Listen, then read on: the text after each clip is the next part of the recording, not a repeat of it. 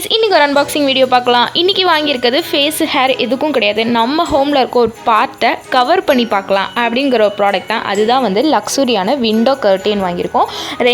ரெண்டு பீஸ் இருக்குது. ஒரே விண்டோக்கு ரெண்டு போட போகிறோம். ஒவ்வொரு விண்டோக்கு கிடையாது, ஒரே விண்டோக்கு ரெண்டுமே அப்படியே ரெண்டாக ஓப்பன் பண்ணுறது. இது ஃபர்ஸ்ட் ஒன் பாருங்கள் எவ்வளோ சூப்பராக இருக்குன்னு. இது செகண்ட் ஒன். ரெண்டுமே ஒரே ஷேப், ஒரே ஷேடு, ஒரே கலர், ரெண்டுமே ஒரே சைஸ் தான். இது என்ன சைஸ் அப்படின்னு பார்த்தீங்கன்னா 5 feet. இந்த விண்டோக்கு தான் நாங்கள் போட போகிறோம்.